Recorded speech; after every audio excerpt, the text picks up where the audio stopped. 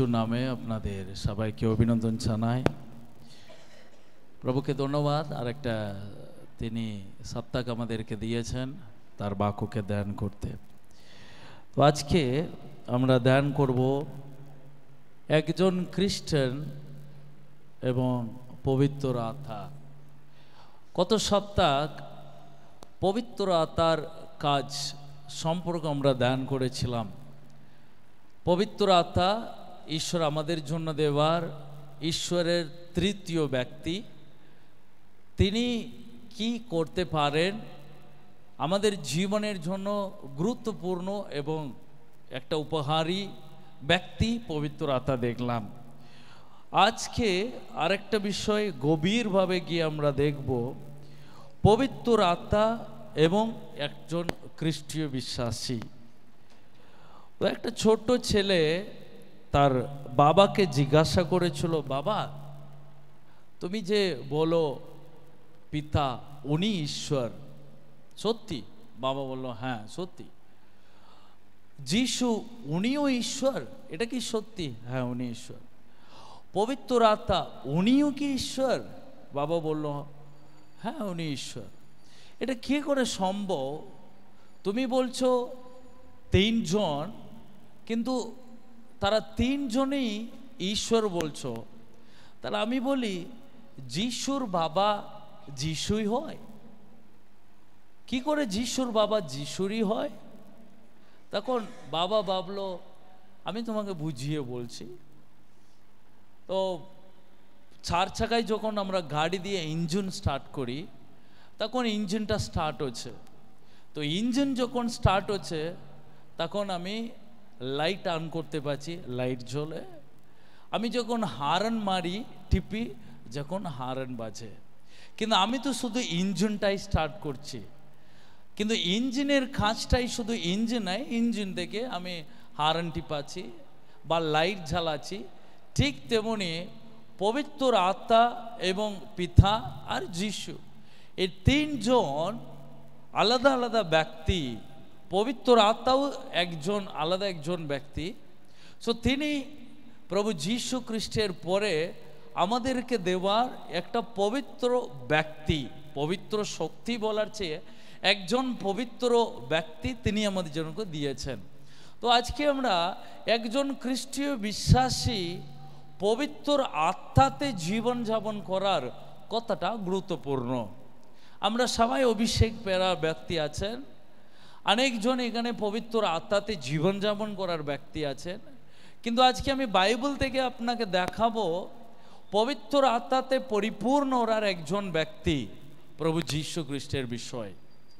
So প্রভু যীশু খ্রিস্টের বিষয়ে যাওয়ার আগে একটা পথ আমরা পড়ে নেব, তারপরে আমরা পুরোপুরি আর ঈশ্বরের বাক্যতে যাব।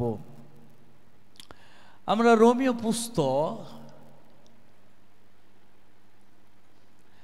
অধ্যায় 8:14 পদ। রোমীয় পুস্তক অধ্যায় 8:14 এরকম লেখা আছে, যারা ঈশ্বরের আত্মা দ্বারা পরিচালিত হয় তারা ঈশ্বরের সন্তান হয়। তো সবাই দেখতে পাচ্ছেন? তো একসাথে আমরা পড়ি, স্ক্রিনটা দেখে পড়ি। যারা ঈশ্বরের আত্মা দ্বারা পরিচালিত হয় তারা ঈশ্বরের সন্তান হয়। আরেকবার,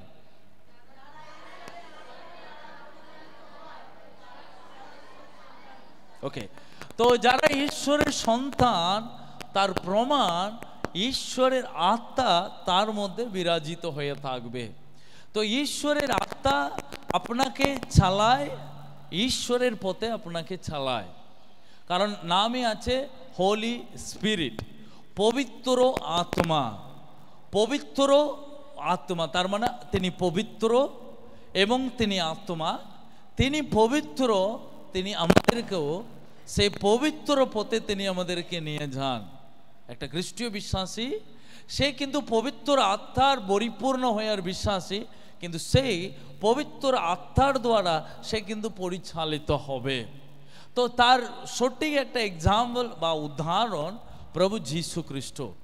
তো প্রভু যীশু খ্রিস্টের জীবনটাই গোটাটাই পবিত্র আত্মাতে পরিচালিত হওয়ার একটা জীবন। কেন বলুন? কারণ তিনি তার মায়ের গর্ভে তৈরি হয়েছেন, পবিত্র আত্মা দ্বারা তিনি তৈরি হয়েছেন। রেফারেন্সটা আপনি শুধু নোট করে রাখবেন, লুক পুস্তক 1:35। সো পবিত্র আত্মাতে মায়ের গর্ভে তিনি সৃষ্টি হলেন, কোনো পুরুষের সাহায্য নাই। নাম্বার 1, প্রভু যীশু খ্রিস্ট পবিত্র আত্মাতেই তিনি বাপ্তিস্ম গ্রহণ করেছিলেন। যখন তিনি বাপ্তিস্ম গ্রহণ করেন, জল থেকে, জোড়া নদী থেকে যখন উঠেন, তখন পিতা আওয়াজ করছেন এবং পবিত্র আত্মা পায়রা রূপে যিশুর উপরে নেমে এলেন।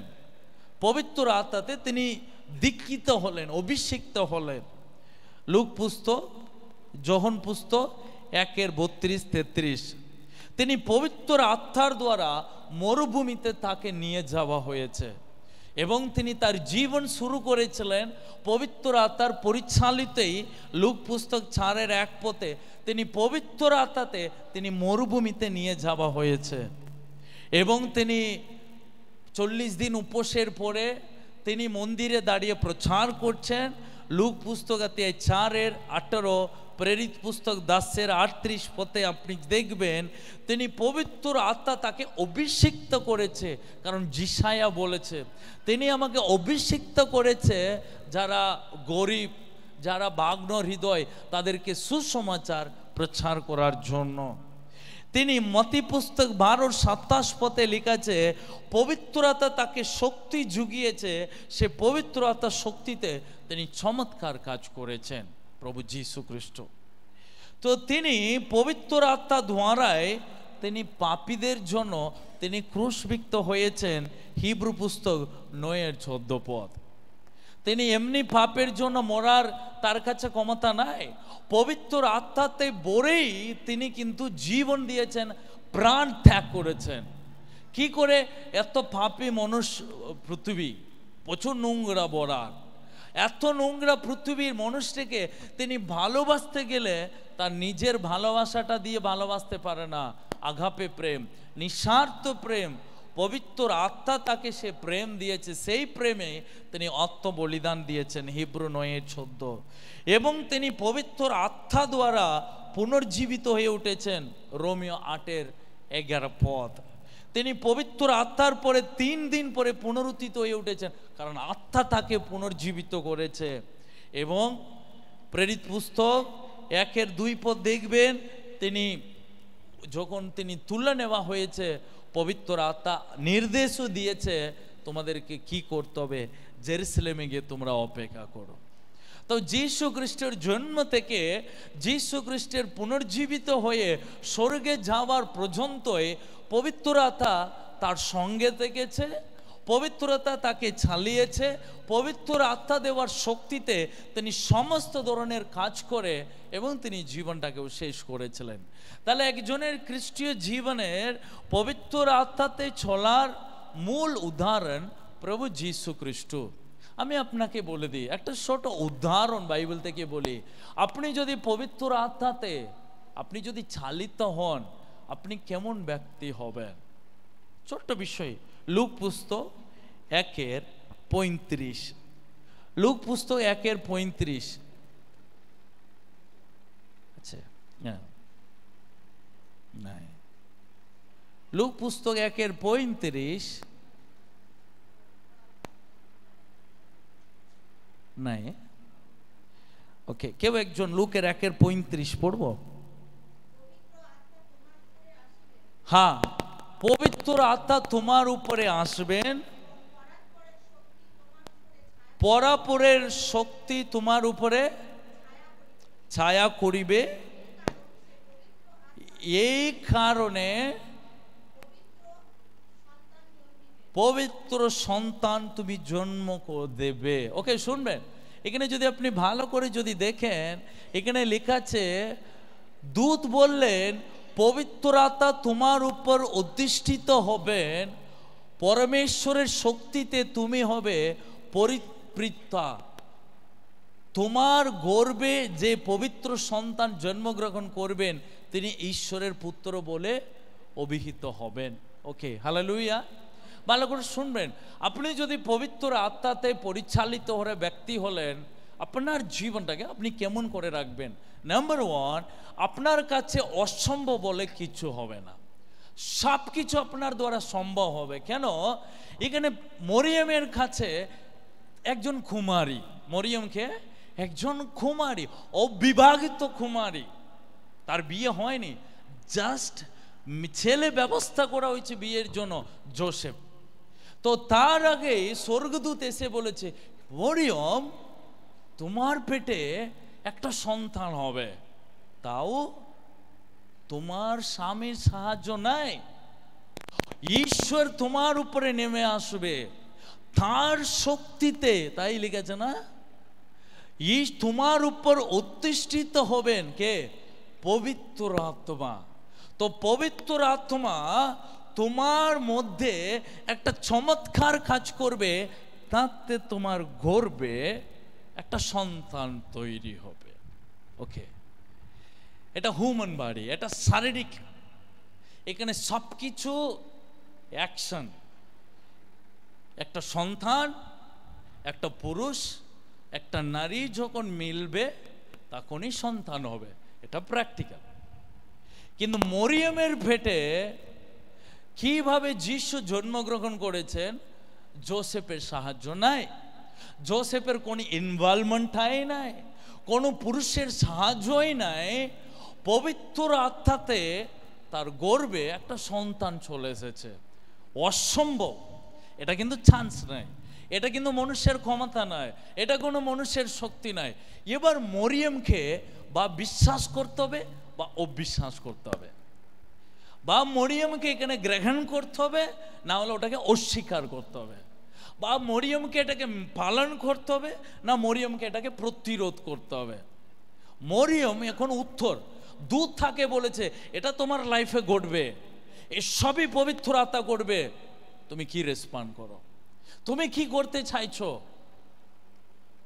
এটাই পবিত্র আত্মার কাজ। তো মরিয়ম তাকে কি রেসপন্ড করেছে, ভালো করে শুনবে, নিচে না, নিচে নিচে নিচে, ওকে, কিছু তার উপরে মরিয়ম বললেন, 38 পদ, মরিয়ম বললেন, আমি প্রভুর দাসী, আপনার বাক্য আমার জীবনে সফল হোক। তারপর দূত চলে গেলেন। ওকে, সো মরিয়ম পবিত্র আত্মার কাজটাকে তিনি কেমন করে প্রতিক্রিয়া দিলেন। প্রভু তাকে বলেছে পবিত্র আত্মা তোমার উপর অধিষ্ঠিত হবে, তোমার গর্ভে একটা সন্তান তৈরি হবে, কিন্তু ওখানে পুরুষ সাহায্য নাই, তুমি কি বিশ্বাস করো, তুমি কি অবিশ্বাস করো?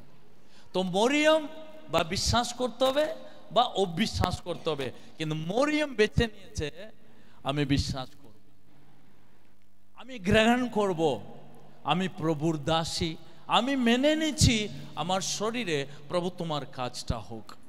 এটা চমৎকার, এটা জানি না অসম্ভব, এটা জানি না এটা হবে নাকি, কিন্তু আমি বিশ্বাস করি তুমি বলেছো যখন, আমার শরীরে এটা সম্ভব করে দাও। আপনি ভাবুন, একটা পেটের গর্ভের ভিতরে, বাচ্চার গর্ভের ভিতরে একটা সুপার ন্যাচারালি প্রভু যদি একটা সন্তান তৈরি করে দিতে পারে, তিনি কি না করতে পারবেন না? হালেলুয়া। তিনি যদি আপনার পেটের ভিতরে পুরুষ সাহায্য ছাড়া মরিয়মের ভিতরে একটা যিশু তৈরি হতে পারলে, আপনার জীবনে যিশু কি না করতে পারে না, কারো সাহায্য লাগবে না, যদি পবিত্র আত্মা থাকলেই যথেষ্ট, সব কিছুকে তিনি সম্ভব করতে পারেন। হালেলুয়া। তো এখানে আপনি কি বিশ্বাস করেন মরিয়মের মতো, প্রভু আমার জীবনে এরকম কাজ হোক, আমার জীবনে এটাকে সম্ভব হোক, আমি এটাকে গ্রহণ করি?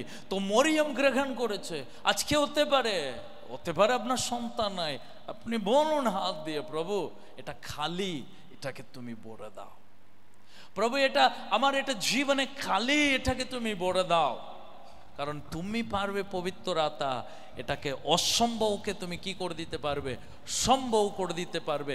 তাহলে যে একই পবিত্র আত্মা মরিয়মের মধ্যে কাজ করেছে, একই পবিত্র আত্মা যিশুর মধ্যেও কাজ করেছে, ওই একই পবিত্র আত্মা আজ মণ্ডলীর মধ্যে প্রভু দিয়ে রেখেছেন। একই পবিত্র আত্মা যিনি যিশুকে 3.5 বছর পরিচালিত করেছে, একই পবিত্র আত্মা আমাদের মধ্যে আছে। কিন্তু আমরা তাকে রেসপন্ড করতে হবে, আমরা তাকে প্রতিক্রিয়া জানাতে হবে, এসো প্রভু আমার লাইফে, তুমি আমাকে চালাও, তুমি যা চাইছো তাই আমার জীবনে পূর্ণ হোক। প্রিয়, ওই একটা প্রার্থনা আপনার জীবনকে বদলে দিতে পারে, ওই একটা বিশ্বাস আপনার জীবনকে বদলে দিতে পারে। কারণ মরিয়মের প্রার্থনা, মরিয়মের উত্তর কি? প্রভু আমি তোমার দাসী। ওই একটাই উত্তর আজকে আপনার কাছে প্রভু চাইছে, হ্যাঁ প্রভু আমি নিতে চাই, তোমার ইচ্ছাকে আমার লাইফে পূর্ণ করো। তো আজকে আমি যিশুর জীবন থেকে পবিত্র আত্মা যিশুকে কিভাবে একটা জায়গা থেকে একটা জায়গা, একটা তাপ পবিত্র আত্মা নিয়ে গেছে, আমি আজকে আপনাকে দেখাবো পবিত্র আত্মা একটা খ্রিস্টীয় বিশ্বাসীর জীবনে কত গভীরভাবে কাজ করতে পারেন। ওটা শুধু একটা প্রার্থনা, একটা বাইবেল, একটা মণ্ডলীতে নাই, এবং একটা গভীরভাবে পবিত্রতা আপনাকে নিয়ে যেতে চান। ওই গভীরতায় যেতে গেলে আপনার ইচ্ছা থাকতে হবে, তাহলে আপনি গভীরতা যেতে পারবেন। সুইমিং পুল থাকে না যেখানে চান পান করা হয়, ওখানে দেখবেন 2 foot, 4 foot, 6 foot, 8 foot, 14 foot পর্যন্ত গভীরতা থাকবে। আপনি যদি মনে করেন 2 ফুটে আমি চান করে নেব, 2 ফুটে চান করতে পারেন। আপনি যদি চান আমি 16 ফুটেও চান করতে পারবো, আপনি 16 ফুট গভীরেও সুইমিং পুলে গিয়ে সাঁতার কেটে চান করতে পারেন। কিন্তু 2 ফুটে দাঁড়িয়ে, 2 ফুট গভীরতায় দাঁড়িয়ে চান করতে গেলে সাঁতার জানতে হবে, তার জন্য সাহস লাগবে, তার জন্য পরিশ্রম লাগবে। কিন্তু আপনি যদি 16 ফুট গভীর জলে নামতে গেলে আপনাকে কি জানতে হবে? সাঁতার জানতে হবে। নাম্বার 2, সাহস জানতে হবে। সাহস না থাকলে আপনি জানতে পারবেন না। ঠিক তেমনি পবিত্র আত্মা, আপনি 2 ফুটেও জীবনযাপন করতে পারেন গভীরতা, আপনি কিন্তু 16 ফুট গভীরতাও পবিত্র আত্মাতে জীবনযাপন করতে পারেন। কিন্তু আলটিমেটলি জলই কিন্তু গভীরতার মধ্যে অনেক তফাৎ আছে। তাহলে খ্রিস্টীয় বিশ্বাসীতেও পবিত্র আত্মা সেইভাবে একটা গভীরতার মধ্যে দিয়ে তিনি নিয়ে যান, তিনি প্রভু যিশুকে নিয়ে গেছেন। শুনবেন একটা পথ আমি আপনাকে পড়ে শোনাচ্ছি, লুক পুস্তক, মার্ক পুস্তক অধ্যায় 1, মার্ক পুস্তক অধ্যায় 1-এর 12 পদ। তো যিশু তিনি বাপ্তিস্মা নিলেন। ওকে, যিশু বাপ্তিস্মা নিয়েছেন। বাপ্তিস্মা নেওয়ার পরেই প্রভু তাকে একটা বিশাল বড় কাজে মনোনীত করেছে, সেবা প্রচারের কাজ। তিনি প্রচার করবেন ঈশ্বরের রাজ্যের সম্পর্কে। কিন্তু তার আগে পবিত্র আত্মা তাকে কোন দিকে ডাইরেকশনে নিয়ে যাচ্ছে। আমরা কখনো বলতে পারি না পবিত্র আত্মা আমাদেরকে সঙ্গে সঙ্গে ভালো জায়গাতে নিয়ে যাবে। পবিত্র আত্মা আমাদেরকে ভালো জায়গাতে নিয়ে যাবেন, একটা খারাপ জায়গাতেও নিয়ে যেতে পারে, কিছু কারণ আছে। তো প্রভু যিশুকে পবিত্র আত্মা কেমন করে গাইড করেছে। ওকে, তো মার্ক পুস্তক 1-12 পদ বলেছি সবাই, মার্ক 1-12 পদ। ওকে, কি লিখেছে? তারপরেই সেই আত্মা যিশুকে নিয়ে এলেন মরু প্রান্তরে। কি লিখেছে সাধু ভাষায়? তৎক্ষণাৎ আত্মা তাহাকে, ওখানে লেখা আছে, তার মানে সঙ্গে সঙ্গে, এটাই মিনিং ওখানে, ইমিডিয়েটলি, তুরন্ত, তাড়াতাড়ি। তো পবিত্র আত্মা যিশুকে সঙ্গে সঙ্গে কোথায় পাঠালেন? মরু প্রান্তরে যিশুকে পবিত্র আত্মা পাঠিয়েছেন। কাকে? কাকে? যিশুকে। তিনি বাপ্তিস্মা গ্রহণ করেও সঙ্গে সঙ্গে তিনি কোনো কান্নানগরে যায়নি, তিনি কোনো মন্দিরে গিয়ে দাঁড়ায়নি, তিনি কোনো নাসরেতে গিয়ে প্রচার করেনি। অনেক প্রচারের দরকার আছে, অনেক লাশরকে পুনর্জীবিত করতে হবে, অনেক কুষ্ঠ রোগকে ঠিক করতে হবে, কিন্তু পবিত্রতা তাকে সেই সব জায়গাতে নিয়ে যায়নি। সঙ্গে সঙ্গে এখানে লেখা আছে পবিত্র আত্মা তাকে নিয়ে এলেন মরুপ্রান্তরে। কোথায়? কেন পবিত্র আত্মা যিশুকে মরুপ্রান্তরে নিয়ে গেলেন? ওকে, আমরা জানি মরুভূমিতে যিশু 40 দিন কি করেছিলেন।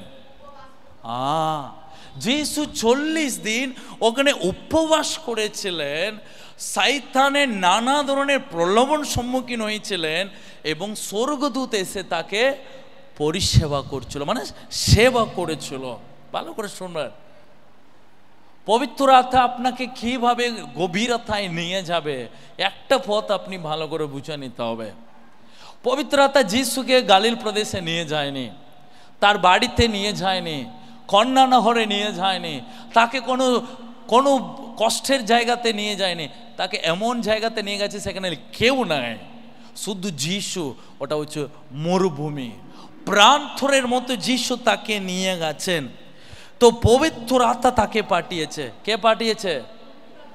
তো এবার আমার প্রশ্ন, পবিত্র আত্মা আমরা ভাবি তিনি শুধু আমাদেরকে ভালো জায়গাতে ঘুরতে নিয়ে যান, আনন্দের মধ্যে তিনি আমাদেরকে নিয়ে যান, আমাদেরকে শুধু শান্তির জায়গাতে নিয়ে যান। যদি বলা হয় না ভুল, পবিত্র আত্মা আপনাকে কিছু সুগুণ জায়গাতেও নিয়ে যাবেন, ওটা এখানে প্রমাণ।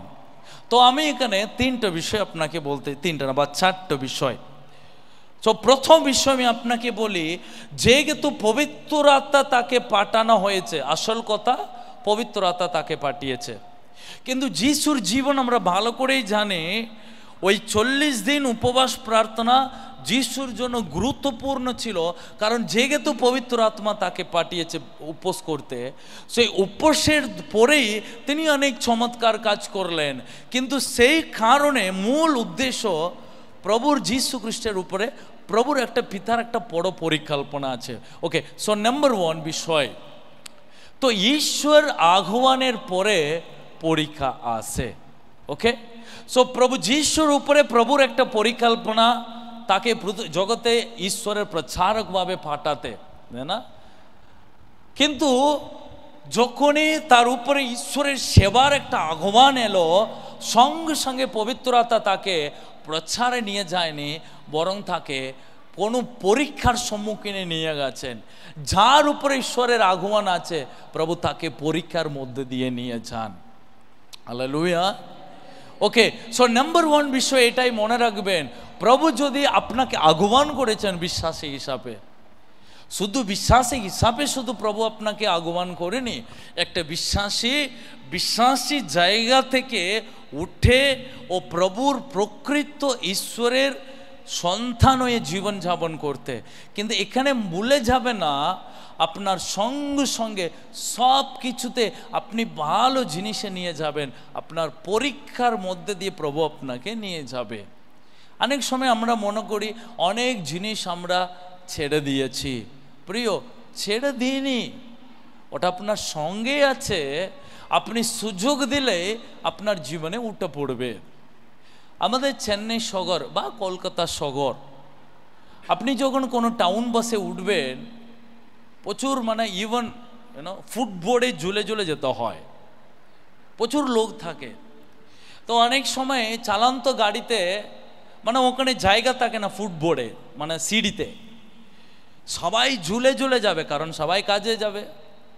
তো শেষ মুহূর্ত ছুটে ছুটে এসে একজন কেউ না উঠে পড়বে, কারণ ওর টাইম, ওকে তাড়াও আছে, তাড়াতাড়ি উঠে একটু পা রাখবে, মানে কয়েক ইঞ্চি পা রাখার জায়গা পেলে দাদা একটু জায়গা দাও, একটু জায়গা দাও, উঠে ঝুলিয়ে পড়বে বাসে। তো আপনিও ঝুলছেন, ও ঝুলছে, আপনি মোটামুটি পাউটা রাখতে পেরেছেন, ও একটু ঝুলছে, পাউটা রেখেছে। ও যেই উঠার পর্যন্ত দাদা একটু জায়গা দাও, একটু জায়গা দাও, পড়ে যাচ্ছি গো, জায়গাটা দাও, দিয়ে রাখলো। গাড়িটা কিছুক্ষণ এগুলো বলবে দাদা একটু ভিতরে যাও, আমি পড়ে যাচ্ছি, একটু যাও। কিন্তু যখন ও গাড়িতে উঠেছে তখন বলছে দাদা একটু জায়গা দাও। কিন্তু যেই উঠার পরে ও এখন আমাদেরকে কি দেখায় জানেন? একটু অধিকার দেখাবে। দাদা তুমি একটু ভিতরে যাবে না? আমি বলছি জায়গা নাই গো, কোথায় যাব? ও বলবে আমি কি মরবো নাকি? বলো, আমি কি এখানে থেকে পড়ে মরবো? তুমি দেখতে পাচ্ছ না আমি ঝুলছি? একটু আগে দয়াতে কথা বললো, তারপরে একটু অধিকার দেখালো, এখনো থ্রেট করছে আমাদেরকে, তুমি যাবে না তোমাকে ফেলবো, না? তো আপনার বয়ে ওকে ভিতরে ঢুকাতে হবে। কারণ ওই যে একটু যে সুযোগটা ওকে চাইলো, যখন ওই ছোট্ট সুযোগটাকে ওকে ঢুকতে দিলেন, ও প্রথমে দয়াতে ঢুকেছে, কিন্তু আস্তে আস্তে ও আপনার উপরে কি করতে লাগলো? অধিকার করতে লাগলো। ঠিক সেই রূপে শয়তানও আমাদের জীবনে ঢুকার জন্য চেষ্টা করবে।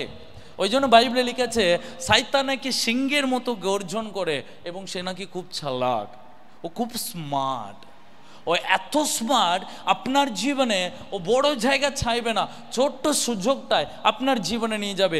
সেই জন্যই ঈশ্বর আপনার জীবনে এলে, পবিত্র আত্মা আপনাকে তিনি বিভিন্ন রকমের প্রলোভনের মধ্যে দিয়ে নিয়ে যান। যেখানে গেলে আপনার নেশা পড়ে, সেখানেই প্রভু নিয়ে যাবে। দেখি এ নেশাটা করবে, নেশাটা করবে না।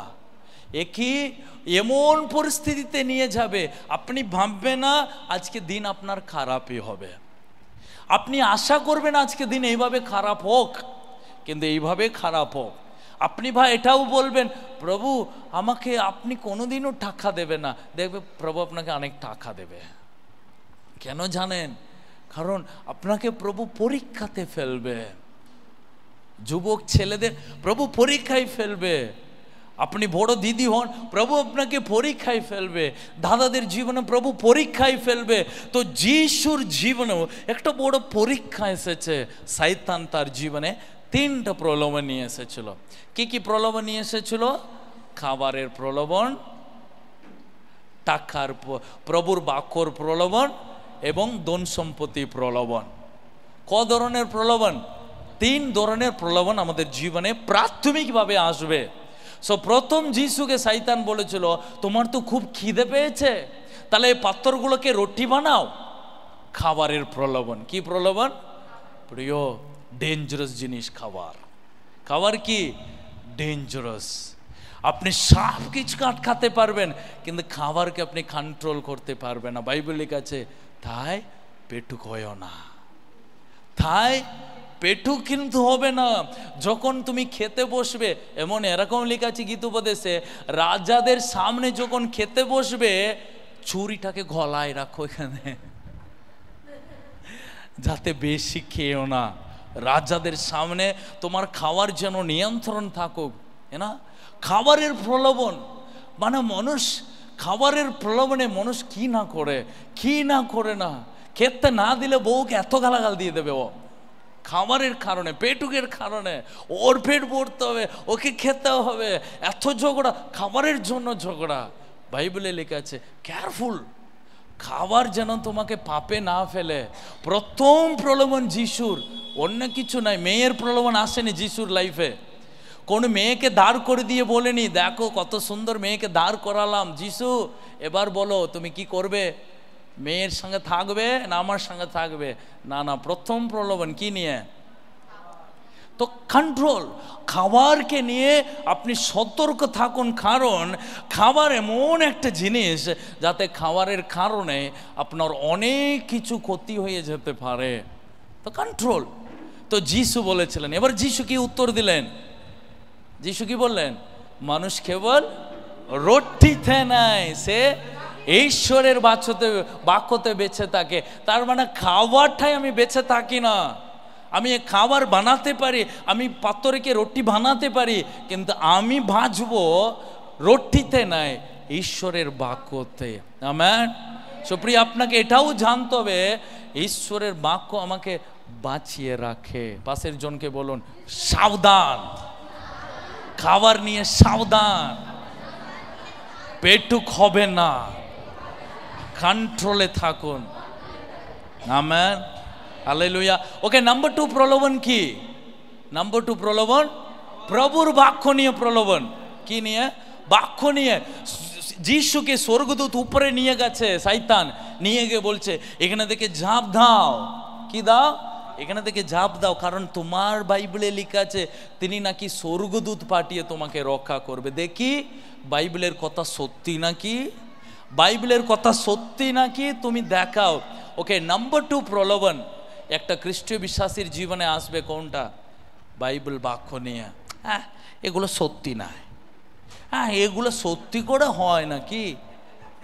5টা রুটি 2টো মাছ সত্যি করে 5000 লোক খেয়েছে, কার কাছে ফুল জড়াচ্ছে আমাকে? প্রথম বাক্যতে আপনি প্রার্থনা করবেন বাইবেল বাক্য, ওইগুলো সত্যি হয় না। নাম্বার 2 প্রলোভন, নাম্বার 2 পরীক্ষা খ্রিস্টীয় বিশ্বাসীর জীবনে আসে, প্রভুর বাক্যকে নিয়ে আসবে। এই বাক্যটাই আপনার কাছে প্রলোভন আসবে, অন্য কোনো প্রলোভন নাই। এটাকে পড়তে দেবে না, এটাকে বিশ্বাস করতে শয়তান দেবে না, এবং এটা মিথ্য প্রমাণিত করাতে বলবে। ও বলবে না সায়েন্স কি বলছে সেটা দেখ, বৈজ্ঞানিক কি বলছে সেটা দেখো, ওটাকে বিশ্বাস করো, এটাকে বিশ্বাস করো না। এখানে থেকে ঝাঁপ দাও তো স্বর্গদূত এসে তোমাকে রক্ষা করবে, স্বর্গদূত তোমাকে রক্ষা করবে, ঝাঁপটা দাও। শয়তান বলছে ঝাঁপ দাও, তোমার কথাই লেখা আছে। একটু আগে তো বৃন্দা পড়লো গীত সঙ্গীত 91, স্বর্গদূত তোমাকে আগড়ে নেবে। গীত সঙ্গীত 51 তো লেখা আছে গড়ো, কিন্তু যিশু বলেছেন না, ঈশ্বরকে তুমি কি করো না? পরীক্ষা করো না। প্রভুর উত্তর 2 নম্বর, ঈশ্বরকে পরীক্ষা করতে নয়। আমরা ঈশ্বরকে পরীক্ষা করি না, না, ঈশ্বরকে পরীক্ষা করার অধিকার আপনার নাই। আপনি কি ঈশ্বরকে পরীক্ষা করার? প্রিয়, আপনার জীবনে হওয়ার প্রত্যেকটা পরিস্থিতি তিনি জানেন, এবং তিনি আপনাকে পরীক্ষাতে নিয়ে যান আপনার ক্ষমতার অনুযায়ী নিয়ে যান। আপনার ক্ষমতার বাইরে তিনি আপনাকে পরীক্ষায় ফেলে না। 3 নম্বর বিষয় কোনটাতে প্রলোভন? ধন সম্পত্তির অধিকারকে প্রভু শয়তান তাকে দেখালো, একটা উচ্চ জায়গাতে নিয়ে গিয়ে গোটা পৃথিবীকে দেখালো, বললো এই সবই আমার, এ সব আমি তোমাকে দেব যদি তুমি আমাকে কি করো? প্রণাম করো, একটু প্রণাম করো, আমি সব তোমাকে দিয়ে দেব। না, শয়তান এ সব কিছু দেবে, আমাকে প্রণাম করো। কেন আজকে এই জগৎ কি নিয়ে চলে? টাকা নিয়ে চলে। টাকা দিলে সবই চলে যাবে।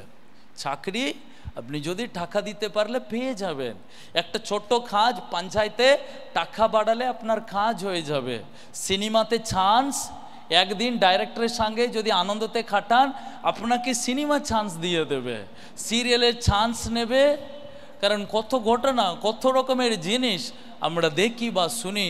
এ পৃথিবী সব কিছু প্রচুর অধিকার, আপনি তাকে যদি প্রণাম করেন ও আপনাকে টাকা পয়সা সবই দিয়ে দেবে। টাকা পয়সা নেওয়ার জন্য আপনাকে বেশি পরিশ্রম করতে হবে না, শয়তানের কথা শুনলেই টাকা দিয়ে দেবে। হ্যাঁ আর না? Hallelujah, hallelujah. তো রিসেন্টলি আমি একজনকে চিনি, সে প্রচুর বাড়িতে জিনিসপত্র কিনেছে, বাড়ি করেছে, পটপট করে বেড়েছে। তো আমার খুব ডাউট ছিল, না এ তো অতটা কি রোজগার, যে স্বামী তো অত রোজগার নাই, এই যে টিভি কিনছে, গাড়ি কিনছে, বাড়ি করছে, কি করে সম্ভব? আমার খুব ডাউট। আমি একটু বললাম না এরকম, একে তো দেখি প্রায়। তারপরে শুনি ওই মেয়ে ছেলেটা ব্যবসা করে, তার শরীরটাকে বিক্রি করে তার ঘরের জিনিসে কিনে ফ্রিজ থেকে, এসি থেকে কিনে ও বিন্দাস ঘুরে বেড়াচ্ছে। এখন গড় করেছে আমাদের এখানেই, আমি তাকে চিনি। কিছু করতে হবে না, তুমি শুধু শয়তানের কথাটা শুনো, ও তোমাকে ধনী বানিয়ে দেবে। কিন্তু একটু পরিশ্রম করলে ওটা একটু কষ্ট লাগবে, কিন্তু পবিত্রতা তোমার সঙ্গে থাকলে তুমি যা আছে তাতে তুমি খুব খুশিতে থাকবে, তাতে তুমি তোমার সম্মানটাকে বিক্রি করবে না। Amen, hallelujah. কারণ এখানে 3 নম্বর প্রলোভন, ধন সম্পত্তি নিয়ে এসে, ধন সম্পত্তি নিয়ে প্রলোভন এলো যিশুর। আমি সব দিয়ে দেবো, তুমি শুধু আমাকে প্রণাম করো। আজও শয়তান চাইছে তুমি আমার কথা শোনো, আমি তোমাকে সব দিয়ে দেব।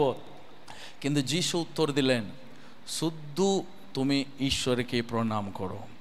আমি যদি কারো পায়ে পড়ি, ও শুধু একজনের পা হবে। কার পা? যিশুর পা। আমেন। আমি যদি কার পা যদি ছুঁয়েতে চাই, আমি কারও পা ছব না, শুদ্ধ যিশুর পায়ে আমি পড়ব। কাউকে তেল মাখাবার দরকার নাই, আমাদের খাঁটি বাংলাতে যদি বলতে গেলে কি মাখাবার দরকার নাই, দরকার নাই। কারণ এই 3 ধরনের প্রলোভন যিশুর উপরে এলো। ঠিক আপনার উপরে যদি ঈশ্বরের আগমনের থাকে আপনার জীবনে, এই 3টা প্রাথমিক প্রলোভন, এই ছাড়াও অনেক প্রলোভন আসবে, কিন্তু আপনাকে স্থির থাকুন, কারণ পবিত্র আত্মা আপনাকে প্রত্যেকটা প্রলোভনের মধ্যে দিয়ে আপনাকে নিয়ে যাবে, যাতে আপনার জীবন তৈরি হোক। হালেলুয়া। ওকে, সো 2 নম্বর বিষয় যিশুর জীবনে আসার। ঈশ্বর আমাদের বাঙ্গার জন্য নয়, আমাদের শক্তিশালী করার জন্যই তিনি পরীক্ষা দেন। ওকে, নাম্বার 2, পবিত্র আত্মা তাকে মরুভূমিতে নিয়ে গেছে উপবাস প্রার্থনাতে, যাতে তাকে ভেঙ্গে নষ্ট করে বিনাশে ফেলার জন্য নয়। ওনার হৃদয় ভাঙছে, কেউ নাই মরুভূমিতে, একাই, কেউ নাই, তার একাই লাইফ। মরুভূমিতে কার আত্মীয় স্বজন নাই, তার কোনো বিয়ে বাড়ি নাই, কোনো বন্ধু নাই, একটা নির্জন জায়গা, কষ্টই হচ্ছে। কিন্তু তার মানে এটা নাই তাকে কষ্ট দেবার, তার এইটা যে তাকে শক্তিশালী করার জন্যই। প্রিয়, পবিত্র আত্মা তিনি চান না যাতে আপনি সবসময় ভেঙে যান, আপনাকে শক্ত হতে হবে। আমেন, তাই না? যখন ছোট ছোট বাচ্চাগুলো করে উঠবে, হাঁটবে, ও পড়ে যাবে। 1 বছর 2 বছরের বাচ্চা পড়ে যাবে, কিন্তু একই বাচ্চা যদি 12 বছরে যদি হাঁটতে হাঁটতে পড়ে যায়, ও বাচ্চা ভালো, ও বাচ্চাটা স্বাস্থ্য ভালো। কারণ 2 বছরে পড়ে যেতে পারে, কারণ ও ছোট, কিন্তু 12 বছরে একই বাচ্চা পড়ে যায়, তখন ওই 12 বছরের বাচ্চাদের পা কেমন থাকবে? শক্ত। ও কাউকে ঘোরালে দিতে পারে, কাউকে মারতে পারে, ও পড়বে না, ও শরীরে দাঁড়িয়ে হাঁটতে পারে। ঠিকই, প্রভু আপনাকে সর্বদাই ভেঙে ফেলার জন্য নয়, আপনাকে প্রভু আপনাকে শক্তিশালী করতে চান। আপনি শক্তিশালী হতে হবে। আপনি একই নাই, মান তো একই নাই, বাড়বে, ও আরো শক্তিশালী হবে, তার বিশ্বাসে আরো শক্তিশালী হবে। কিছু সময় প্রভু তোমাকে নির্জনের জায়গাতে নিয়ে যাচ্ছে, প্রভু তোমাকে মাংছে, প্রভু তোমাকে কষ্ট দিচ্ছে না। ওই মরুভূমিটা এমনই জায়গা, ওটা ভালো লাগবে না। কতজনের নির্জন জায়গা ভালো লাগে? মরুভূমি কতজনের ভালো লাগে? কিন্তু আপনি জানেন প্রভু কতজন হাত তুলেনি? আমি বলবো আগামী দিন প্রভু আপনাকে ওই রাস্তা দিয়ে নিয়ে যাবে, মরুভূমির মধ্যে দিয়ে নিয়ে যাবে। কেউ নেই, আপনি একাই, যেন আপনি শক্তিশালী হন, আপনি যেন নিজেকে গড়ে তুলতে পারেন। ঈশ্বরের সঙ্গে কিছু সময় মুহূর্ত কাটানোগুলো আপনাকে গড়ে তুলবে, আপনাকে শক্তিশালী বানাবে। বাইবেলে প্রভু কাকে শক্তিশালী বানিয়েছে? একজন বলুন শক্তিশালী, দাউদ। কারণ দাউদের লাইফের প্রত্যেকটা লাইফ কোথায় কাটিয়েছে জানেন? মাঠের মধ্যে। কারণ তার বাবা তাকে সবসময় মাঠে পাঠিয়ে দিত, ছাগল গরু নিয়ে চলে যাও, মাঠে যাও, মাঠে যাও, মাঠে যাও, মাঠে যাও। তার আরও 3টা ভাই আছে, এলিয়াব, অনবিনদাব, ওরা সব ভালো ভালো চাকরি করে। কিন্তু দাউদের ভিতরে একটা কষ্ট, আমার বাবা সবসময় আমাকে মাঠেই পাঠাচ্ছে, আমার দাদাগুলোকে ভালো পড়াশোনা করাচ্ছে। তো তাতে দাউদ দুর্বল হয়নি। কারণ একদিন সময়ে যখন গলিয়াতের সামনে দাঁড়াবার সময় তার দাদারা দাঁড়াতে পারেনি, কিন্তু কে দাঁড়াতে পেরেছে? দাউদ দাঁড়াতে পেরেছে। কেন? ওই মাঠের ভিতরে প্রভু তাকে তৈরি করেছে। প্রিয়, প্রভু আপনাকে তৈরি করার একটা সময় থাকে। পবিত্র আত্মাই আপনাকে ওই প্রলোভনের মধ্যে নিয়ে যান। আপনি ভাববেন না আপনার পরীক্ষাতে আপনি ভেঙে চুরমার হয়ে যাচ্ছেন, না, আপনাকে শক্তিশালী হয়ে থাকতে হবে। পবিত্র আত্মা আপনাকে শক্তিশালী। মরুভূমির মধ্যে যিশু কি করছিলেন আমরা কোথাও দেখতে পারি না। যিশু মরুভূমিতে কি করছিলেন ওই প্রমাণ যিশু 3.5 বছর জীবনে দেখতে পারি, হ্যাঁ না? তার 40 দিন উপবাস প্রার্থনাতে, তারপরে তিনি কোনোদিনই 40 উপবাস প্রার্থনা করেছিলেন? যিশুর কটা উপবাস প্রার্থনা বাইবেলে লেখা আছে? কটা উপবাস প্রার্থনা? একটাই উপবাস প্রার্থনা, 40 দিন উপবাস প্রার্থনা। আর দ্বিতীয়বার তিনি উপোস করেছেন? হ্যাঁ, না। যিশু দ্বিতীয়বার কোথাও উপোস প্রার্থনা করেনি মাতি, মার্ক, লুক, যোহনের পুস্তকের অনুযায়ী। কিন্তু তিনি যে 40 দিন উপোস করেছিলেন ওটা কিন্তু ব্যাপক। ওঠাতে তিনি প্রভু তাকে দারুণ তৈরি করেছে।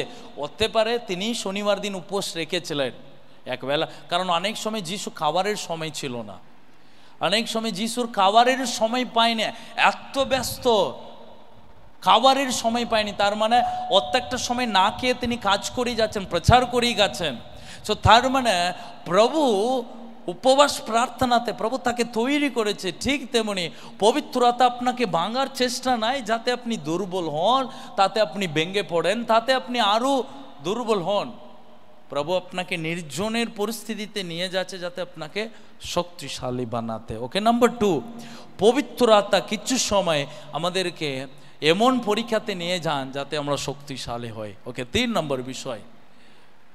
ওকে, এখানে লেখা আছে প্রত্যাহার ওর নির্জন দ্বার মধ্য দিয়ে ঈশ্বর আপনাকে তার সেবার জন্য প্রস্তুত করেন। যদি বলে মরুভূমির মধ্যে দিয়ে তিনি আপনাকে নিয়ে যান যাতে আপনি তার সেবার জন্য তৈরি হতে পারেন। Hallelujah, hallelujah. কারণ যিশুর 40 দিন উপবাস প্রার্থনা তাকে অনেক কিছু শিখিয়েছে, ধৈর্য এবং প্রেম এবং ঈশ্বরের উপরে নির্ভর করার। কারণ ওই 40 দিন কোনো মানুষের সঙ্গে তার কোনো সম্পর্কই ছিল না, কোনো লোকদের সঙ্গে তার কোনো লেনদেন নাই। প্রভুর সঙ্গে কথা, প্রভুর সঙ্গে তার উঠা বস, প্রভুর সঙ্গে আলোচনা। কিসের জন্য? তার সেবার জন্য প্রভু তাকে তৈরি করে নিয়েছে। সুপ্রিয়, প্রভু আপনাকে তৈরি করেন যাতে আপনি তার সেবা করেন। আমেন। আপনি তৈরি যদি না হন আপনি কি করে প্রভুর সেবা? কারণ প্রভু আমাদেরকে এমন কঠিন জায়গার মধ্যে দিয়ে নিয়ে যান যাতে আমার ক্যারেক্টারটাকে আমরা সাজাতে পারি, তৈরি করে দিতে পারি। সোনা, আমরা সবাই সোনা পরি, গয়না পছন্দ করি। এখানে এমন একজন আছেন আমি গয়না পছন্দ করি না? আমি যদি 1 ভরি গয়না দেয়, এখন যে প্রথমে আসবে তাকে আমি 1 ভরি গয়নাটা দেব, না? শুধু মেয়েরা আসবে না, এই যে ইভেন ছেলেও ছুটে এসে গয়নাটা, কারণ আকর্ষণীয়, দামি, পছন্দের জিনিস। কিন্তু সেই গয়নাটা কি প্রসেসে তৈরি করা হয় এটা আমরা সবাই জানি। যদি না জানেন, গয়নাটাকে যখন মাটির তলা থেকে নেওয়া হয় তখন তার কালার কালো। কি কালার? কেউ জানতেন গয়নার আসল কালার কালো? ওটা গোল্ড আমরা বলি, সোনালি, কিন্তু সোনা নাই, ওটা কালো। ওটাকে কারখানাতে নিয়ে গিয়ে ওটা একটা প্রসেসিং থাকে, আগুন দিয়ে ওটাকে গরম দিয়ে টেম্পারেচার দিয়ে তাকে পুড়িয়ে পুড়িয়ে পুড়িয়ে এটাকে শাইন করে করে করে করে করে করে করে যতগুণ ওটা গোল্ডিশ কালারে প্রসেসিংয়ে আসবে না ততগুণ ওকে আগুনে পোড়াতে হয়।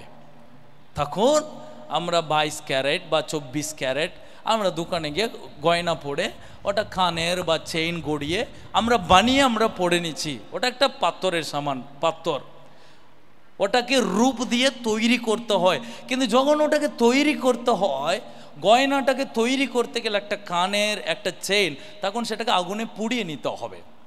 সো কেন আগুনে পোড়ানো হয় বলতে পারেন? একটা জিনিসটাকে পোড়ানো কারণ কি? কারণ যখন না পোড়ানো হয় তখন ওটা শক্ত থাকে, যদি পোড়ানো হয় তখন ওর যে তৈরি করে ওর নিচের রূপ দিতে পারে। ওটাকে বেঁকাতে হবে গরম, ঠিক লোহাটাকে যখন আগুনে গলানো হয় তখন ওটাকে একটা হাতুড়ি বানানো হয়, তাকে একটা ব্রেক বানানো হয়, তাকে একটা ফ্রেম বানানো হয়, গ্রিল বানানো হয় যখন ওটা আগুনে পোড়ানো হয়। এবার ঠিকই আপনাকেও প্রভু একইভাবে আপনার জীবনটাকেও প্রভু কিভাবে একটা রূপ দিতে চান। আপনাকে আগুনে পোড়ানো, বাস্তবিক আগুনে পোড়ানো হবে আপনাকে না, বাস্তবিক আগুন আপনাকে পোড়ানো যাবে না। তাহলে আপনাকে কি আগুনে পোড়ানো হবে? বিশ্বাসের এবং পরীক্ষার মধ্যে দিয়ে আগুনে প্রভু আপনাকে নিয়ে যাবে। সো সেই আগুন, সেই রাস্তা আপনার গুণ, আপনার চরিত্র, আপনার বিশ্বাসকে প্রভু বানিয়ে নেয়। ওই জন্য বাইবেলে লেখা আছে, তিনি একজন মাটির পাত্র যে তৈরি করেন, তিনি মাটির পাত্র। আমরা একটা মাটির পাত্র রূপ আপনার ইচ্ছার মতো হয় না, ওই মনিপের ইচ্ছার মতো পাত্র তৈরি হয়। আপনার ইচ্ছার মতো পাত্র তৈরি হয় না। আপনি একটা পাত্র, মাটি, আপনাকে ঈশ্বর গড়াচ্ছেন যাতে একটা সুন্দর রূপ আসে। ঠিক প্রভু যীশু খ্রিস্টকে পবিত্র আত্মা 40 দিন তিনি চান, যীশু তুমি ক্ষমতা, তুমি জ্ঞান, তুমি বুদ্ধি, কিন্তু তোমার জ্ঞান, তোমার বুদ্ধি আমার লাগবে না, আমার লাগবে না। কারণ যীশু 12 বছরে তিনি জ্ঞানী ছিলেন, 12 বছরে শাস্ত্রীদের মুখ বন্ধ করে দিয়েছিলেন, কিন্তু পবিত্র আত্মা চাইল না, না না না, তুমি মুখ বন্ধ করার জন্য আমার লাগবে না, তুমি মরুভূমিতে এসো, আমি তোমাকে বানাবো। কেমন করে বানাবো? আমার মতো। কারণ ফরসি তোমাকে গালাগাল দেবে, তখন তোমাকে কেমন করে দাঁড়াতে হবে আমি বানাবো। যখন এরোদ রাজা তোমাকে ক্রুশে দেবে, তখন কেমন করে ওখানে দাঁড়াতে হবে আমি তোমাকে শিখাবো। মরুভূমিতে এসো, আমার সঙ্গে বসো, আমি তোমাকে শিখাবো। তাহলে যীশু খ্রিস্টের গুণ, যীশু খ্রিস্টের প্রেম, যীশু খ্রিস্টের বিশ্বাস 40 দিন প্রভু গড়েছেন। আগুনের মধ্যে দিয়ে আপনি যেমন একটা রাড তৈরি করা হয়, ফ্রেম তৈরি করা হয়, ঠিক যীশু খ্রিস্টের গুণ চরিত্রকে পবিত্র আত্মা বানিয়েছেন। প্রিয় ইভেন আজ, ঠিক আজও পবিত্র আত্মা আপনাকে বানাতে চান। আপনি বানাতে আপনাকে নিজেকে দিন, তাহলে পবিত্র আত্মা আপনাকে একটা সুন্দর করে তুলতে পারবেন। 3 নম্বর বিষয়, তিনি কেন নির্জনতার মধ্যে দিয়ে তিনি আমাদেরকে নিয়ে যান, কেন চোখের জলে তিনি নিয়ে যান, কেন তিনি রোগের মধ্যে দিয়ে তিনি নিয়ে যান, কেন লোকদের অপমানের মধ্যে দিয়ে নিয়ে যান, যাতে আপনার গুণ আর চরিত্র, আপনার বিশ্বাস যেন খাঁটি হোক। কি হোক? খাঁটি হোক। বলুন, খাঁটি হোক আপনার বিশ্বাস। ওকে, 4 নম্বর বিষয়, আত্মার প্রতি অনুগত সব সময় আরামদায়ক হয় না। ওকে, 4 নম্বর, এটা সহজ বিষয়। বাধ্যতা সব সময় মিষ্টি লাগে না।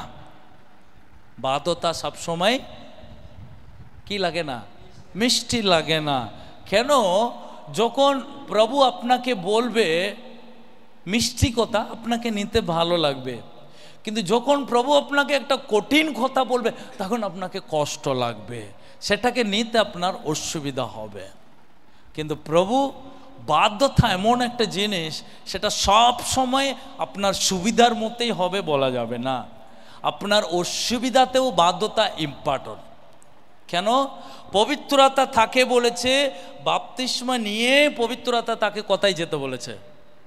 যিশুকে কোথায় যেতে বলেছে? কোথায় কোথায় যেতে বলেছে? যিশু যদি বলতেন না আমি যাব না মরুভূমিতে, না আমি উপোস করতে পারবো না, না আমি তো ঈশ্বরের পুত্র, আমি কেন উপোস করব, আমি কেন মরুভূমিতে যাব, না আমি যাব না, যিশু যদি প্রতিরোধ করতেন, কারণ তার মানে যিশু নিজের পছন্দের মতো জিনিসটাকে বাধ্য হবেন। আমার বিয়ে বাড়ি যেতে বল আমার ভালো, কিন্তু মরুভূমিতে না না না, মরুভূমি আমি খেতে বলো ঠিক আছে, ফাস্টিং না না না, আমাকে মণ্ডলে আসতে বলো ঠিক আছে, ঝাড় দিতে বলো না না না। এটা সুবিধা, এটা অসুবিধা। তাহলে অসুবিধা বাধ্যতা তোমার অসুবিধা হচ্ছে, সুবিধাতে বাধ্যতা তোমার সুবিধা হচ্ছে। কিন্তু এখানে 4 নম্বর পয়েন্ট এটাই, ঈশ্বরের আত্মা যখন আপনাকে চালায়, অসুবিধা হতে পারে আপনার বাধ্য হতে, কিন্তু সেটা আপনার পথ, আপনাকে দরকার, ওইটা ওই বাধ্যতা আপনার দরকার, তাই না? অনেক জিনিস খেলে অনেক গুণ হয়, সবজি খেলে গুণ হয়, মাংস খেলেও গুণ হয়। তো আমার সবজি পছন্দ নাই, আমি পটল পছন্দ করি না, আমি ঢেঁড়স পছন্দ করি না, আমি কোনো শাক পছন্দ করি না, আমাকে মাংস দিলে বারণ কেন? ছোট দাসের মতো, আর কিছু লাগবে না, মাংস দিন, ভাতটা খেয়ে নেবো। কিন্তু সবজি যদি দেও, প্রথম কথা দেখে নেবো কি ওটা, দ্বিতীয় কথা খেয়ে নেব, কিন্তু ওটা খেতে গিয়ে মাখিয়ে বেটে ভরে মনে হচ্ছে বিশাল কিছু খাচ্ছি। সেই কিন্তু যদি বলি সবজিতে আপনার গুণ বেশি, তাতে আপনার ক্ষমতা বেশি, আপনার মেমোরি পাওয়ার হয়, তাতে আপনাকে কষ্ট করে ওটা বাধ্য হয়ে খেয়ে নিতে হবে। আপনি যদি অ্যাভয়েড করেন, আপনি শুধু মাংসই খেতে পারেন, কিন্তু শুধু মাংসই আপনার জীবনের জন্য উপকারী নয়, সে কিছু সময় অসুবিধা, যেটা আপনার অপছন্দ, সেটাও বাধ্যতা। ঠিক তেমনি পবিত্র আত্মা আপনাকে এমন কিছু বলবে, তাতে আপনার ইচ্ছা নাই, সেটাকে ত্যাগ করতে হবে। সাজগুজ, আমি না সেজে থাকতে পারি না, পবিত্র আত্মা বলবে সাজবে না, না আমি এটা বাধ্য হব না, না। প্রভু যদি বলে আমার লম্বা চুল রাখতে ইচ্ছা, প্রভু বলে কাটো না, এরকম জামা কাপড় পরো না, সুন্দর পরো না, আমার জিন্স প্যান্ট পরলেই ভালো লাগে।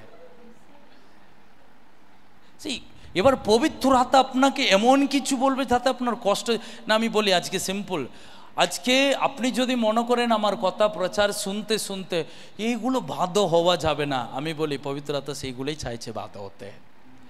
কারণ যেটা খেতে আপনার নিম পাতা লাগে, ওটা আপনার উপহারী আছে, তাহলে সেটার বাধ্য হতে আপনার কষ্ট হয়, সেটাতেও বেশি উন্নতি আছে আপনার। হালেলুয়া। তাহলে ওই জন্য আমি চেষ্টা করছি পটলটা যেন আমি খাই। আমি খুব চেষ্টা করি, আজকাল আমি যেখানে যাচ্ছি পটল খাচ্ছি। ছোট দাসকে বলছি মেদিনীপুরে নিয়ে আয়, খাবো। কারণ আমরা প্র্যাকটিস করি যাতে মান্ডলিকে বলতে পারি সবাই পটল খান। কারণ আমি যদি পটল না খাই, আমি খাওকে বলতে পারবেন আপনারা পটল খান। হ্যাঁ না, কচু খাই, আমি কচু খাই। কালকেও হচ্ছিল আমার বাড়িতে, সরিয়ে রেখে দিলাম, শুধু জল খেয়ে নিলাম। সো আপনি এমন করবেন যাতে আপনি বলেন এটা আমি করছি, তুমি করো, অসুবিধা নাই। কারণ ঈশ্বরের বাধ্য হো, কারণ ওই বাধ্যতায় তোমার ব্লেসিং যখন আছে, তার বাধ্যতা আমার গায়ে লাগবে, হ্যাঁ আর না? হালেলুয়া। সিম্পল আমি আপনাকে বলি, যে বাধ্যতায় আপনার উন্নতি তাড়াতাড়ি হবে, সে বাধ্যতা হতে আপনার কষ্ট লাগবে। যে বাধ্যতায় উন্নতি বেশি, যে বাধ্যতায় আপনি তাড়াতাড়ি ব্লেসিং পাবেন, সেই বাধ্যতা হতে আপনার অসুবিধা আছে?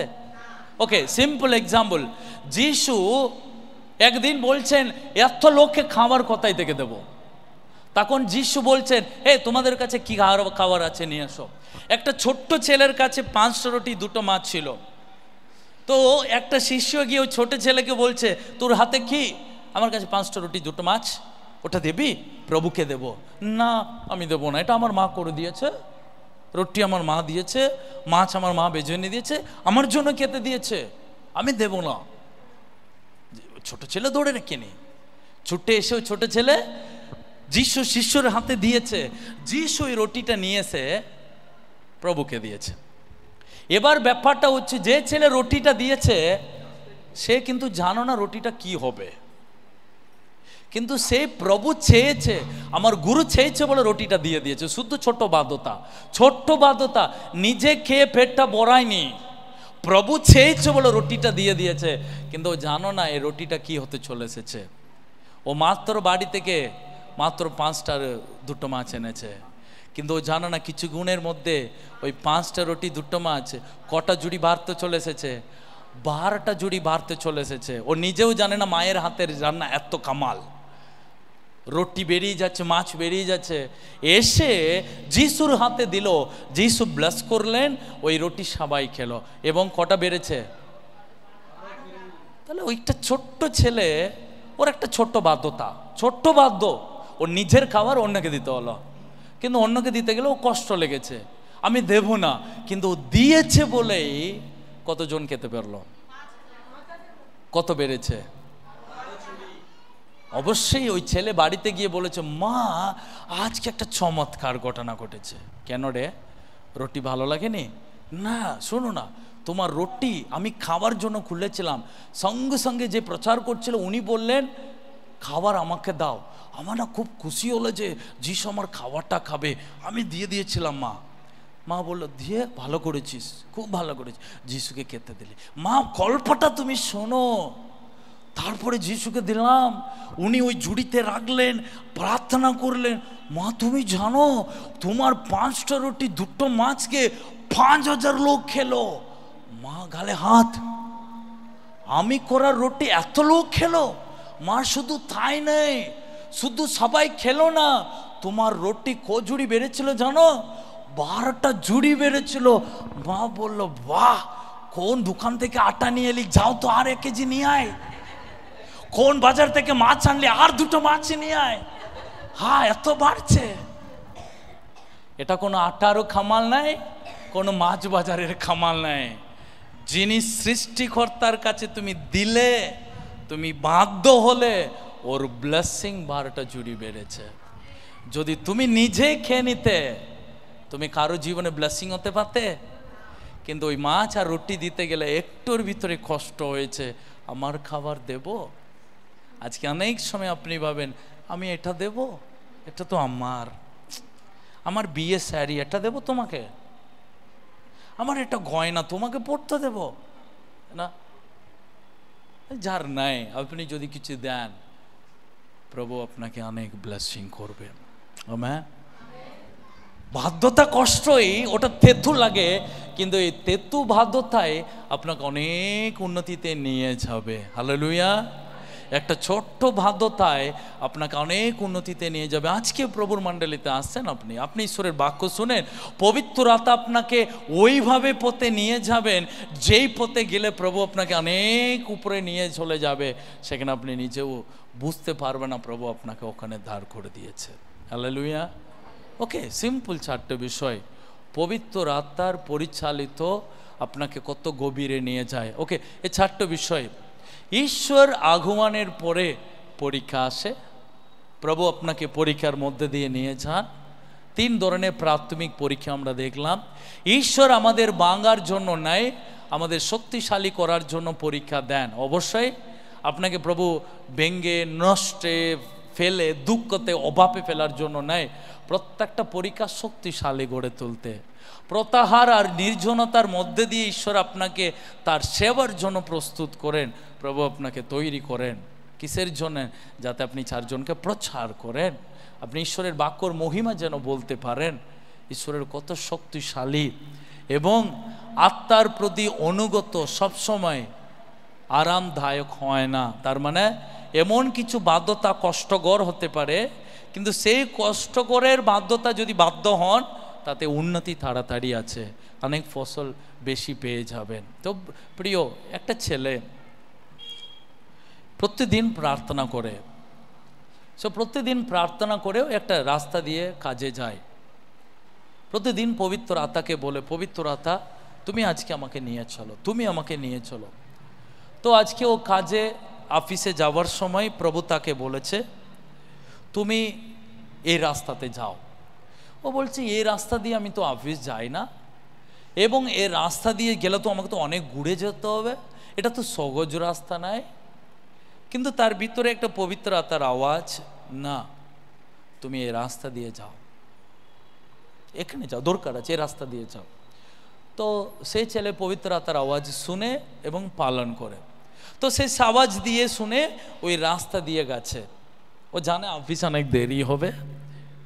যেতে যেতে একটা পার্ক, ওখানে একটা জায়গাতে একটা বয়স্ক দাদু বসে আছে। দাদু অনেক চিন্তায় বসে আছে। দাদুর মনের চিন্তা, আমার কেউ নাই, বয়স হয়ে গেছে, আমি অনাথ, আমাকে কেউ ভালোবাসে না, আমার সঙ্গে কথা বলার 2 মিনিট কারোর সময় নাই, আমি একজন অনাথ। ও প্রভুর কাছে প্রার্থনা করছো, দাদু প্রভু তুমি যদি সত্যি মনে করো যে আমি অনাথ নাই, তাহলে কাউকে একজন আমার কাছে পাঠাও, সেই জন্য আমার সঙ্গে 2 মিনিট কথা বলে, তাহলে আমি ভাববো আমি অনাথ নাই, প্রভু আমার সাথী।